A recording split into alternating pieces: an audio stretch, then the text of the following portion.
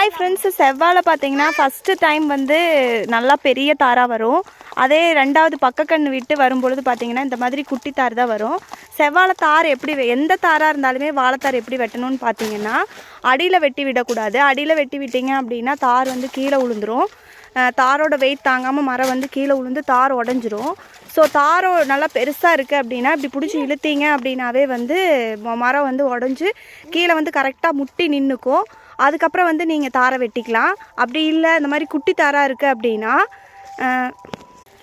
தாரை லைட்டாக மேலே பிடிச்சி இழுத்துட்டு இந்த மாதிரி பாதிக்கு வந்ததுக்கப்புறம் இப்படி மேலே வெட்டினீங்க அப்படின்னாவே போதும். பார்த்திங்கன்னா ஒரே வெட்டில் பார்த்திங்கன்னா தார் வந்து கீழே வந்துருச்சு. இப்போ பார்த்திங்கன்னா நீர் ஒழுகும். இப்போ இந்த மாதிரி வெட்டி விட்டுட்டு தாரை ஒரு கையில் பிடிச்சி இழுத்துட்டு தாரை வந்து வெட்டிக்கணும். நீர் பார்த்திங்கன்னா பயங்கரமாக ஒழுகும். ட்ரெஸ்ஸில் பட்டுருச்சுன்னா வாழை நீர் வந்து விடவே விடாது.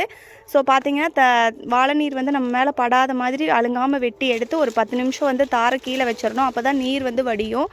இல்லைனா நீர் பார்த்திங்கன்னா எல்லா பக்கமும் வாழை நீர் வந்து பட்டுருச்சுன்னா ட்ரெஸ்லாம் வந்து அப்படியே பிடிச்சிக்கும். ஸோ வந்து நம்ம கொஞ்சம் நேரம் ஒரு 1/2 hour வந்து மண்ணிலேயே விட்டுட்டு அதுக்கப்புறம் வந்து எடுத்துக்கணும்.